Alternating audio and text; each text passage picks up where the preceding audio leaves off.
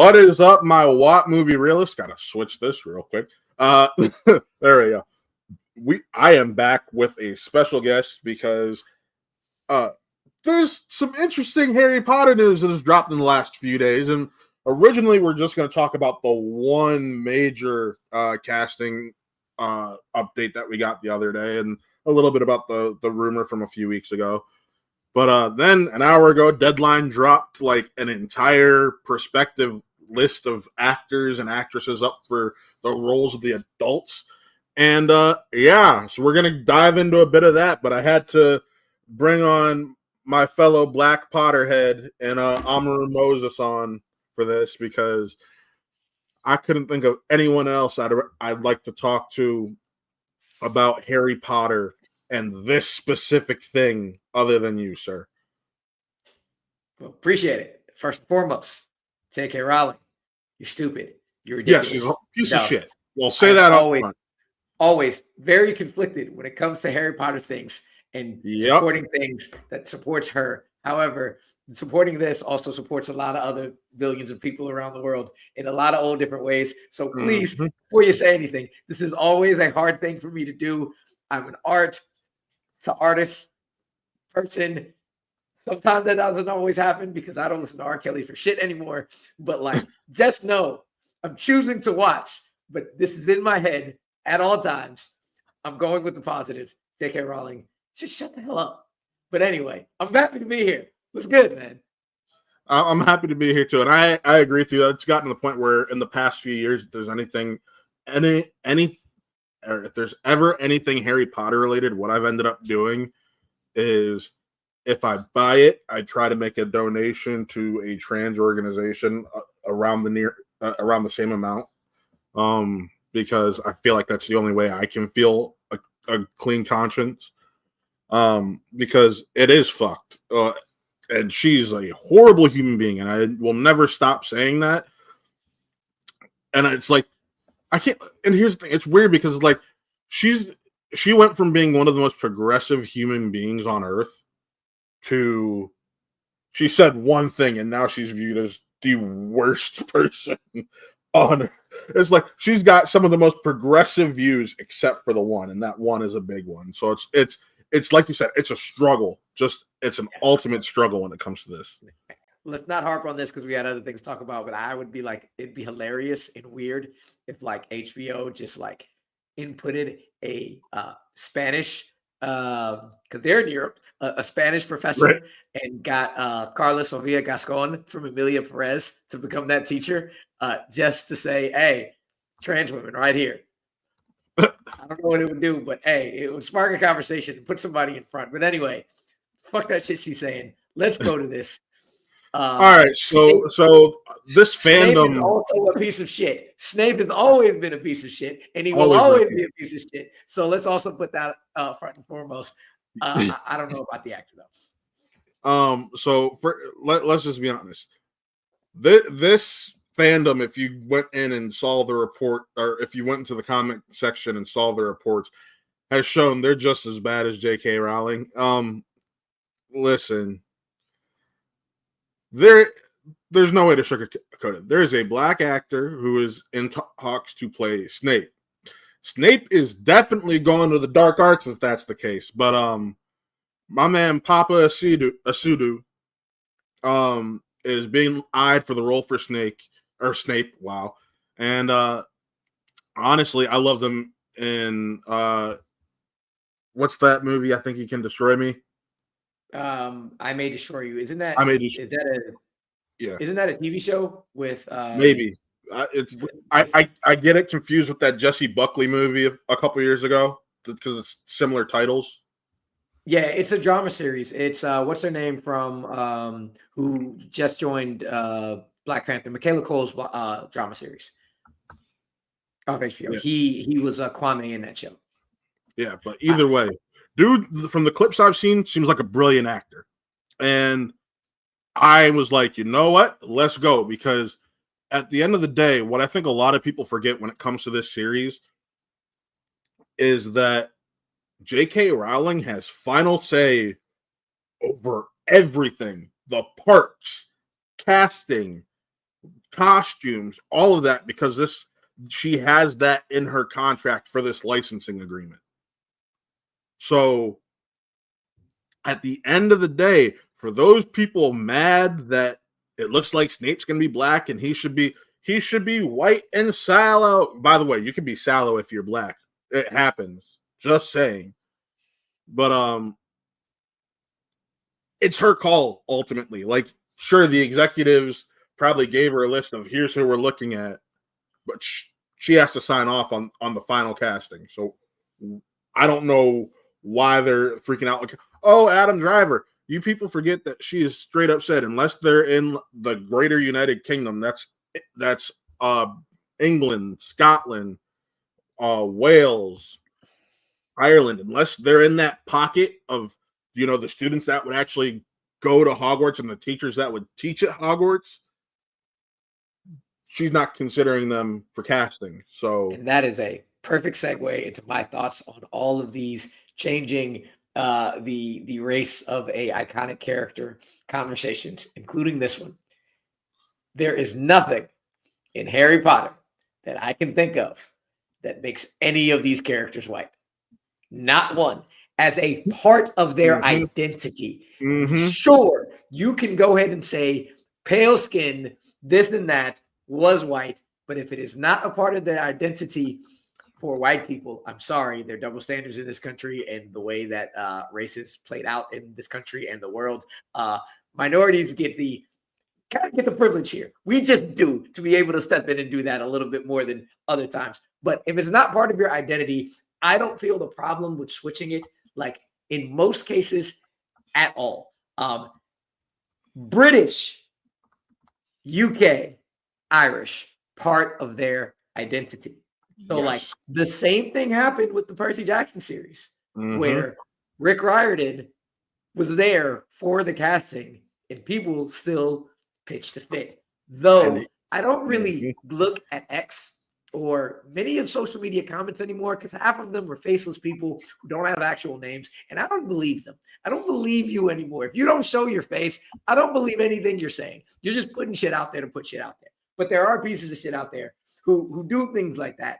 And if the man can act, Snape to me can be black. Harry can be black. Hermione can be freaking a British Puerto Rican, because one of my best friends just birthed a British a Puerto Rican person. So I know they exist. It's not a part of their identity. The only part of your identity is you have to be from the UK to be in Harry Potter. So kick rocks. Like, can the man play? Can the man? Can the man act? And act? And just, sorry, his body work shows yes. Yes, and sorry if this is a spoiler. These books and movies have been coming out for forever. Does he look better as a black man stepping over James Potter's body like he's Allen Iverson than Alan Rickman did when he did it? Because that is a key part of Snape. He needs to step over a dead body like he's Allen Iverson. So I want to know if he can do that. and here's the thing. I didn't like. Besides, I know when I shared the news article, you saw my post. I put a frog emoji in the drink because I knew exactly what was about to happen.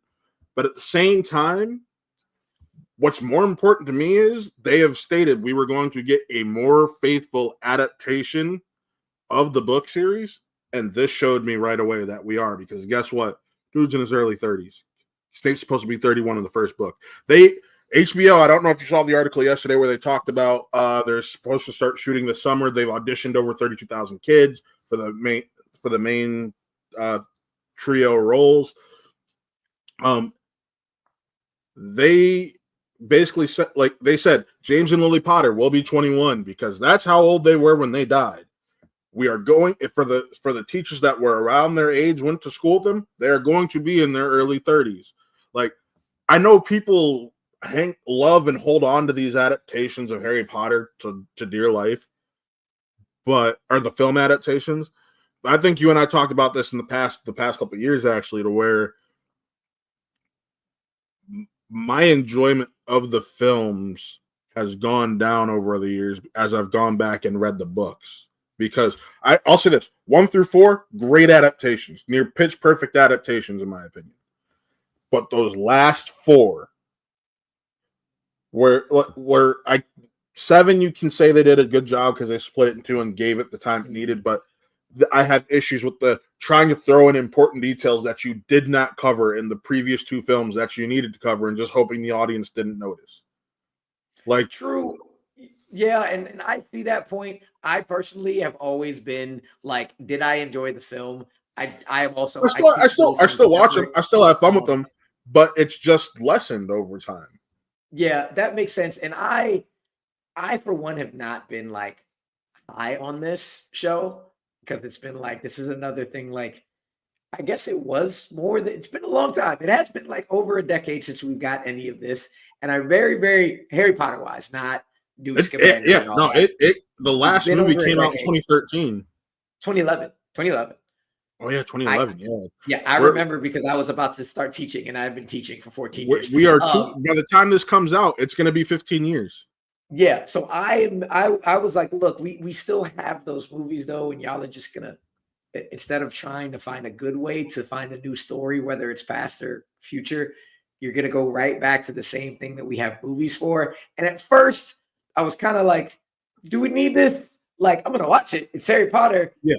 Like, I mean, well, of course, we don't need any of it. Do we want this?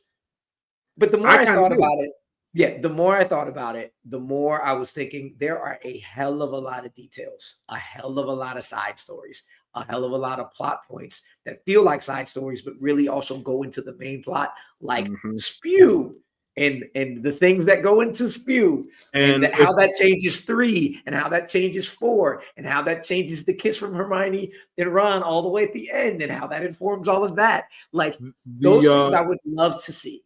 The important things to me, the other lessons in Half-Blood Prince, where he's learning more about these other Horcruxes. Like, that's 6. I have said this for years. 6 is my least favorite Harry Potter film because I was gonna say, do you really want to see Gaunt though? Because that killed the momentum of that book every time it went back to that I can say it's one of my least favorite books. But like the Hufflepuff Cup, where like Harry just somehow knew it was the Hufflepuff Cup in 7 part 1 and 2. He just, oh yeah, that's one of them. They didn't dive into the details of, he tried to make sure he had one from each founder, that he had been looking for the Sword of Gryffindor to turn it into, like, those are details that I think enrich the story that for sure we're gonna get this time around. And that's why I'm just like, all right, I was sold from the initial announcement. Part of me was hoping when we got this announcement that it was going to be the announcement of the 8th movie, or maybe turn the eighth book, the stage show, into an HBO series and hopefully make it better. I thought people hated that stage show. I liked the book when I read it, but whatever. People have issues because you know how a lot of people have issues with 3 with its time travel stuff, and no, I don't listen. I don't listen to those people because 3 is the best book and 3 is the best movie, and they can all shut the fuck up. Amaru, you and I are cut from the same cloth, homie. Because I agree. But yeah, it's just like, this is why I don't care that Snape. It looks like Snape's going to be a black man. This is why I don't care that. I remember when there was the huge outrage where a black woman was cast as Hermione in the stage show, and J.K. Rowling's like, well, if you read my description of Hermione, it could easily talk about a black woman. She has my approval. That is Hermione. She's done a fantastic job in everything I've seen. I'm not like, Hermione could damn well sure be black. And again, it goes back. Have you seen Noma act before? She is the epitome of a damn good, intelligent, brilliant actress. I haven't, so I'm glad to hear that. Only Murders in the Building, which is a hilarious show. Oh, she's in Only Murders? She is the black critic that Martin Short allows her to see the musical. She was fantastic. I did not know that was her. Yes, then I've seen her act. She was fantastic. Stole the scenes in that season of Only Murders. Bravo. But yeah, I'm okay with Snape being black. I am in this state of mind where I am going to see these changes, and unless it impacts the story in a major way, I'm not going to judge them ahead of time. I'm going to wait and see how it's presented to me. Do the actors do the actors fit the characters? And Rick Riordan, I'm gonna keep going back to this because this is the only series I like more than Harry Potter. Rick Riordan and Disney Plus showed that you could have a white, black, and Indian main three for the Percy Jackson trio, and it killed. You can change the races of all of these people. Just make sure they're British. Make sure they're from the UK. That's what it is. And like I got into it with someone because part of the reason I went to the comment sections was to push the button of the racist trolls.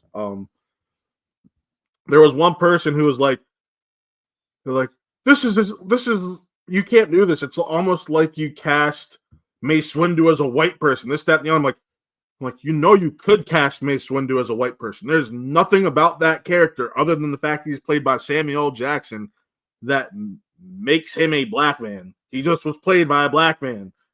Nothing else besides George Lucas being like, I'm going with Tupac or Samuel, made him a black man.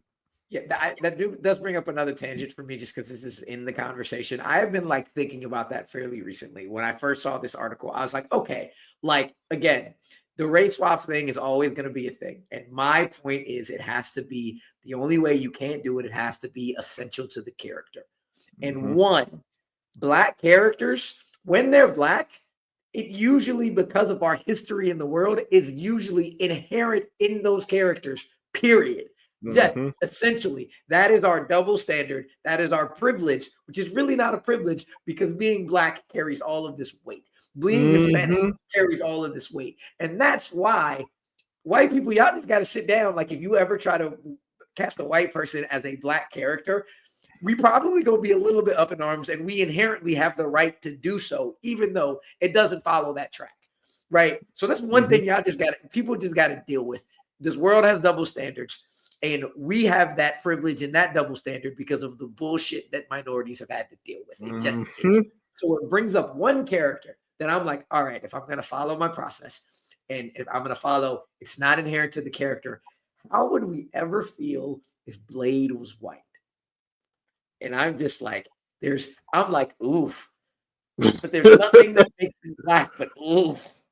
Yeah. See, like we'd have to accept it, but also we don't, because when you're black, you inherently have that on you. When you're white, you're the majority. I'm sorry, you don't. That's how the world works. Like, hey, get over it. It is what it is. It is what it is. I am trying to think though, also, before we get to the cast of like the rest of the cast, is there a character where whiteness is inherently a part of them that isn't a villain? Because like you can't do Hitler, even though Taika did it because it was imaginary. Yeah. Like he can't be anything but white. I can't think of a white Donald character. Well, he's not a character, unfortunately. I know. I'm just but like, is he not a character though? Is he not?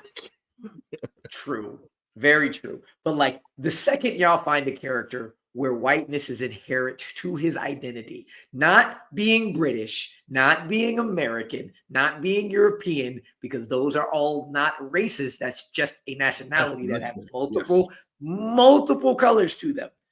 Whiteness. The second that happens and they race swap them, go all out, fellas. Go all out, ladies. Y'all go, no, he's white. This is why it's connected. Until then, go sit down somewhere. Here, the biggest one I'll give people, when the rumors were that Giancarlo Esposito was up for Magneto years ago, was right after the Fox merger, which it was one of those weird situations where I saw both sides of the argument, because the argument was, well, to make Professor X and Magneto work time frame wise, you're gonna have to push it up several years. So what's after the Holocaust? What's the next biggest thing you can go to that would have caused loss of life and this, that, and the other? And that would have been the Civil Rights Movement. So you would have had Magneto's mother be someone fight for civil rights if something happens there. So yeah, and I would probably, to me, I would be like, nah, you got to make him a Holocaust survivor. And then I would be like, in the history books, were there dark skinned like Jewish people back then that like? But you get my point. Like Ben Grimm, when people when there were the rumors about them casting Ben Grimm for this upcoming Fantastic Four film, I was like, I do need a Jewish actor, which they got one, and I personally needed that to be a white actor because they describe these baby blue eyes, and that is inherent to the character and his description. And let's be honest, they ain't really many black folks with some baby blue eyes, man. Shout out to Jesse Williams. That's the one. Blue-eyed devils right there. But you get my point. So, like, I agree with you. If you can find a character where it's inherent that they have to be white or black or any other ethnicity, and it gets race swapped, I will hear the argument. Like, for example, we know we'd be up in arms. They cast a white T'Challa. That is inherent to the character. And you are from Africa, and like, there are white Africans, sir. But yes, but the South Africans and like the white South African ladies who saying I'm more African American you because I'm from South Africa, and then I go to anyway, but no, it's still blackness is inherent to his character in general. But real quick, going back to Giancarlo, they have a point. But damn, it wouldn't be good to see Giancarlo play Magneto. He would be so fucking good. It can't happen now. He's Sidewinder. That's the thing. Anywho. But shout out to Papa Asidu if he gets it. I did not know that man. I would not know him. Sorry to that man. I would not know him if he walked down the street. I recently saw him in the Outrun, and like he was fine because that movie was fine. And Saoirse just like took over everything from that movie. But like, he wasn't bad, so give him a shot. Let's see how he does, and if he does a good ass job of being a piece of shit, who's a stalker, and doesn't give a fuck about anybody. To me, the most important thing, what will end up making or breaking him as Snape for me, will be what happens in the 7th or 8th season, however they decide to do the 7th book. Sure, but I always got to get off these jokes because I hate Snape with a passion. Oh, I know. I know you do. We've had this conversation. He's a horrible character. And I mean as a human. Yes, I know. Being. Like, he is a well-written, great character, but all these people saying he's the hero and he's this, I'm always going to get off. Fuck Snape. Fuck him. Fuck him as a human being. Y'all saying he's the hero. He's not. He was a stalker. He couldn't take no for an answer. And that just made him do the right things. Fuck that shit. Anyway, that's me getting my jokes off. I never will not do that.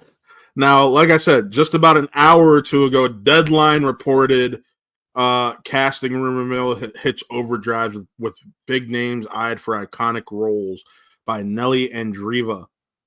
And I'll just read the article, the opening of it. Actually, I'll just read the whole thing. It's not a long article. If there was awareness tracking for a TV series slated to premiere in 2 years, HBO's Harry Potter would score through the roof.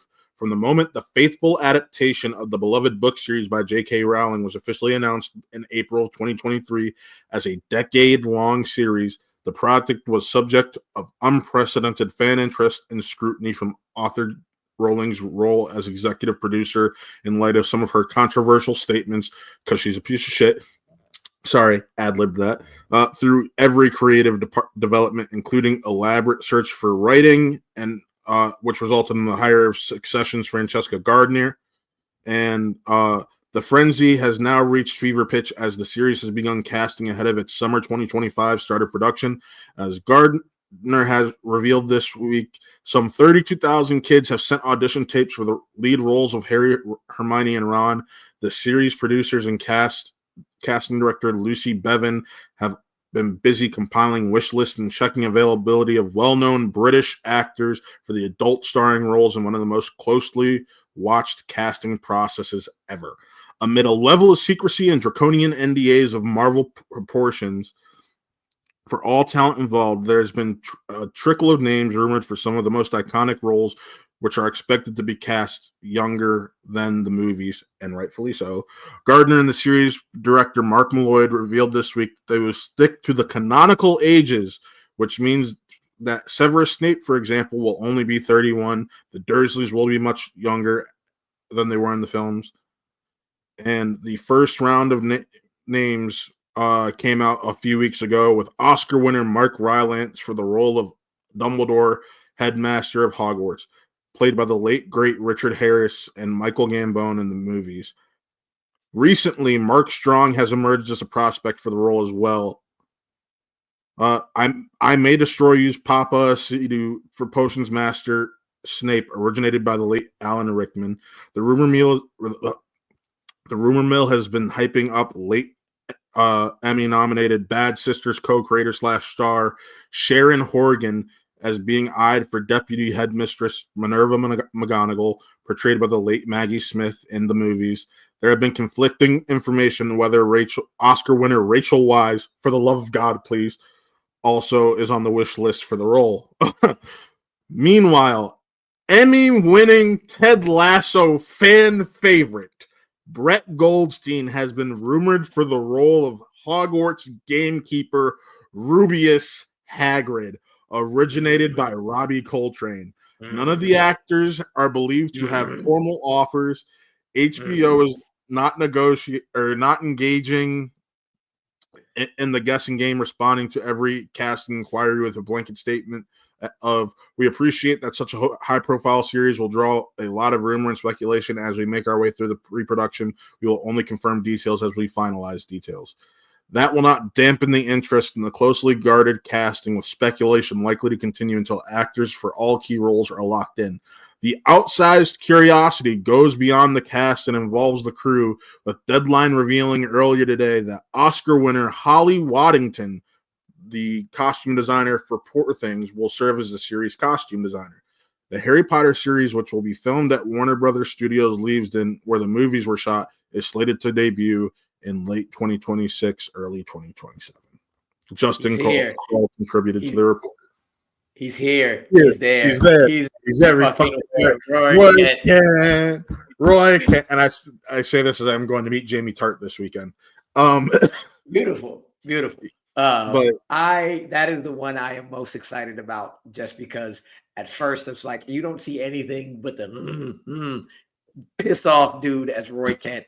And then you watch season 2 of Shrinking, which was fucking amazing. And you see a completely different side of Brett Goldstein. And I can 100% see, with the makeup, with the suit, the big, just outward personality of that man to fill that role. I'm excited. If he gets that, I'm excited to see where he takes that. The only thing that'll break my heart is that the fact that he was one of the ones that were rumored to have their contract picked up for the season 4 of Ted Lasso that was reported on a few months back. So that's where I'm like, I don't know which one I want more, Amaru. I don't. Yeah, you can't have Ted Lasso without Roy Kent. Yeah. Like, not the same. Because you're already not having Jamie. It's confirmed Phil Dunster won't be back for it because he got hired on another show. Like, I like Jamie, but you can have Ted Lasso without Jamie. You can. You kind of can. Like, he's one of the main 5 leads, arguably. So that's why he is. But if you were gonna drop one, like, Ted's not going anywhere. Fine ass Hannah Waddington is not going anywhere, bro. Roy is not going anywhere. Like, Keely those are the 3. See, like, Keely would be next, but I feel like Keely is next in line. Like, no, because we can't really do that. I can't say that because she's the one who pitched the women's team idea, and that might be what season. And that might be what season 4 is. So, like, you have to include Keely in that list. And I'm fucking biased. So there's no way Sam's going anywhere either. Or I'm so sorry, I do not remember the character's name, but the assistant with the glasses, who's Higgins. Higgins. You can't get rid of Higgins either. Like, you can't. Those are the only ones I'm like, no. Hey, Sam almost went somewhere because he is apparently in the final 3 for casting for Green Lantern. Thank God he missed out on it. No, I shouldn't say that. Because he would have also been pretty cool. Yeah, exactly. That's just like, I'm glad he didn't get it because it leads to more Ted Lasso, hopefully. But I would have liked him as Jon Stewart. Anyways, but for me, Brett Goldstein as Hagrid is the thing. It's perfect. It's Pittsburgh. Perfect casting for sure. After that, when the Mark Rylance report came out, I was like, that is the most perfect casting of Albus Dumbledore I ever saw. And hearing Mark Strong is now making a run for the role, I'm just like, no, I don't need my Dumbledore talking like this and just sounding so stern when he's supposed to be projecting as the softest like person especially earlier on in that series. Here's my thing though. I don't think Mark Strong can do anything wrong. I agree with that. Never seen it's another one where like he can do the Fire and Brimstone book 6 Dumbledore for sure. Yes, you need somebody with strength. The other one, I don't think he can do the first. I've never seen him try. He is a character actor that is typecasted all the time, and I was like, let me see it. Like I'll give him a shot because it's Mark Strong. Rylance is the choice though. He especially because like, especially in those first few books. I think what Gambone landed perfectly in Prisoner of Azkaban was how kooky Dumbledore is. Mm-hmm. And that's why out of all of Gambone's performances, 3 is my favorite in his time as Dumbledore. And when you look at Richard Harris, my favorite scene is him in the hospital wing with Harry because that was like the one time where he got to be kooky and everything. Yes, it's the one time it felt like the Dumbledore from the novel. I always put down Richard Harris's Dumbledore as him being older and him being sick and him like not like which is weird though a little bit because Count of Monte Cristo was his last role and he was absolutely the kookiest and like most eccentric part of that movie. I think that was a Christopher Columbus decision.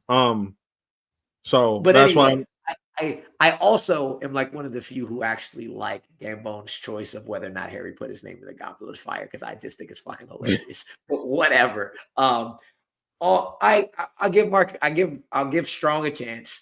I would love to see Mark Rylance in the role. Sharon Horgan is cool, but damn it, if you get Rachel Weisz in that fucking role, if you get Rachel Weisz, yes, like Though again. No, because Minerva is older. Age lines up. She is older, so there you go. She would be amazing for that role. Listen, I think about this. I'm like, I just wish Jude Law was 10 years older right now because he was great. He would be in this because Mark Rylance is only 64, 65. I think Jude Law is 53. So I do have one question of casting that just got brought up. Jude Law is 51. Luna Lovegood, Ayo Edinburgh, because she's Irish. See, but you're not going to. That joke went over your head. The joke went over your head. Damn it! You know, like ever since she like claimed Ireland has claimed Ayo, and it has been a joke that like she is Irish for like 5 years. Oh, I didn't hear the first name you said. I just realized you said Ayo Edinburgh. Yes, Ayo. Okay, yeah, who do you think I said? No, I just didn't hear the name because I was busy looking up how old Jude Law was and switching back over to the tab. My bad. I should have gave you time. Yes, but like now that the joke is done. Yeah. But yeah, it's just I sit here. I'm like, half of these names you gave me have been perfect. By the way, I think I will say there have been moments in certain roles where I could see Strong pulling this off. Like he has some really interesting, more tender moments in the Kingsman films at points, especially the second one. Sure. That's exactly what I was thinking. But I'll say this. I told you when I watched Penguin ahead of time, I was like, I don't really rock with this Carmine, but it's the next best guy you can get to replace Jonathan Terrell. It is very hard for me when it comes to Mark Strong. He's one of those actors to where it's hard for me to see anyone except Mark Strong in a role. So that's part of the issue when it comes to the potential of his casting. So I don't know. I think about Mark Rylance and Ready Player One. I'm like, that's Dumbledore. That is Dumbledore to a T. I am here for it. I want more of that. This is the opportunity to give it to me. He's young enough to where he should hopefully make it through the entire series and it not be an issue. And I think that's another reason why I like that they're going with the canonical ages because barring any unfortunate health issues or crazy circumstances, most of the cast should make it out. Like, yeah. So either way, man, it's crazy to think that it's been 13 years since we got one of these, or got a actual Harry Potter proper piece in this franchise. And yes, Fantastic Beasts exists. I know Amaru does not care for those films. I like the first one and the third one. Yeah. I like the third one actually. I thought the third one was fine. They're all fine. I watched them a bunch. They're cool. They're not like horrendous, but they're also just like, okay, whatever.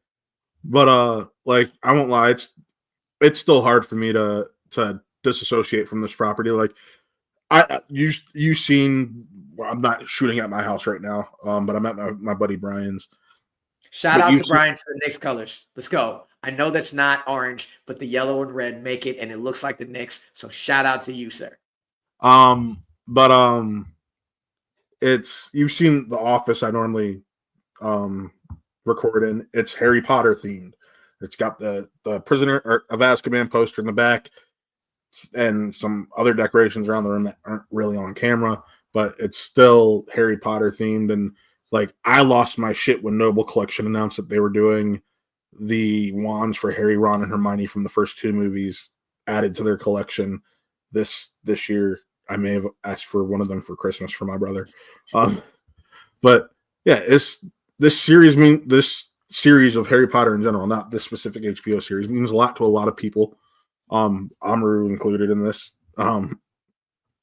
So again, it's hard, considering she is not the greatest person, to disassociate from it, especially when it's been a part of your life for so long, because we're both in our 30s. So you're at least talking 25 years. So like, what it, and realistically, when everything happened, probably 20 years since. Like, it's hard to just give up something that's been a part of your life cold turkey for 20 years. You know what I mean? Yeah. I started reading these, I think, around 7th grade, and I have been teaching 7th graders for 15 years already.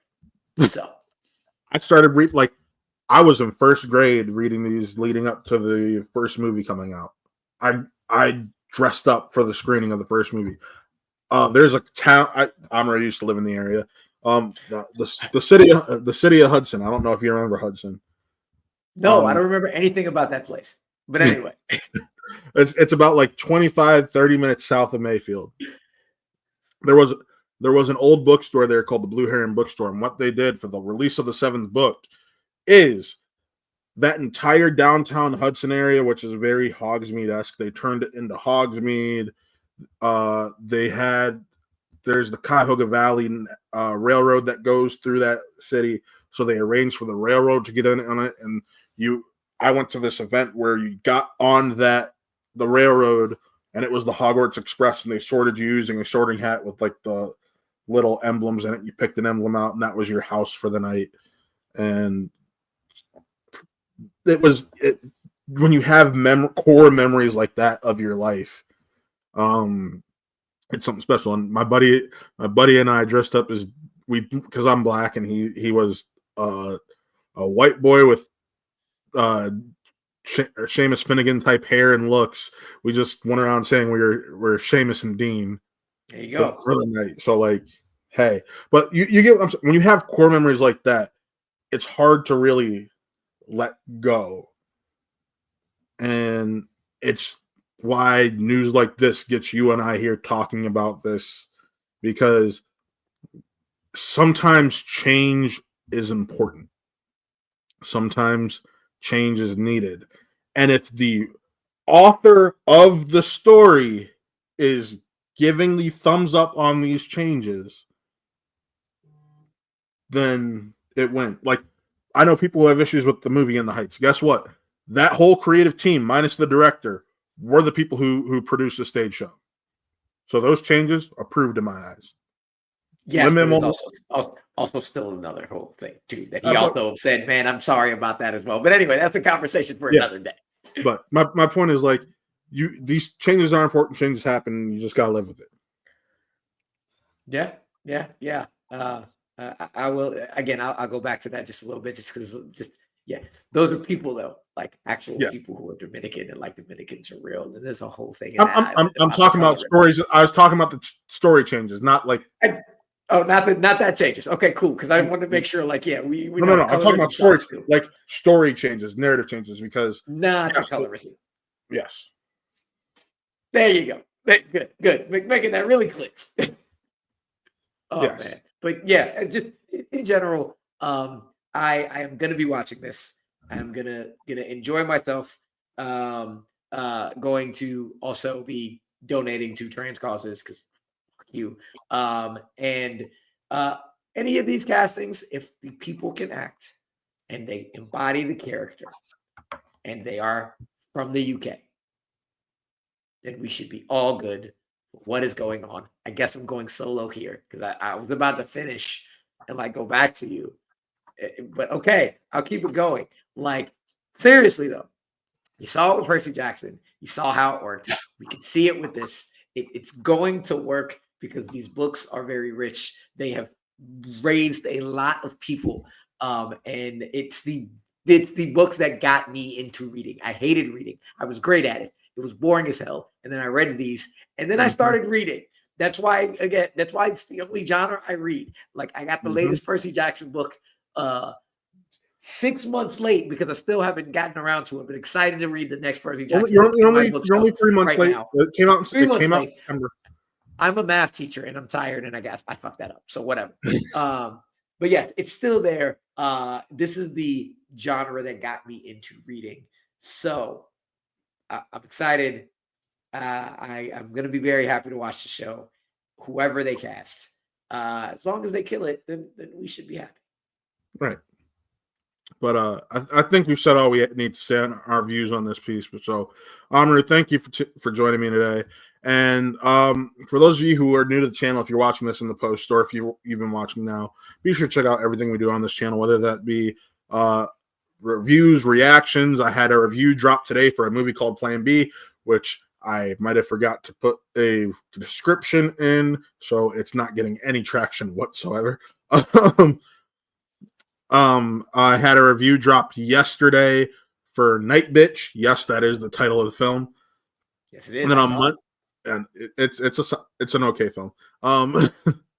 Then Monday, I have a review dropping with Jeff Altman for the A24 film Queer. Tuesday, I have a review dropping. What's dropping Tuesday? I forget. But I know I have Craven. Oh, Lord of the Rings, War of the Rohirrim. That review is dropping on Tuesday. Wednesday, my review for Craven is dropping. Friday, I know The Brutalist is dropping. And then the following week, you have like Nosferatu, Sonic 3, Mufasa, all that. So there will be a review on this channel every day for about the next 2 weeks. So be sure to come back in and tune that in. But also, Amaru, tell me about what you do.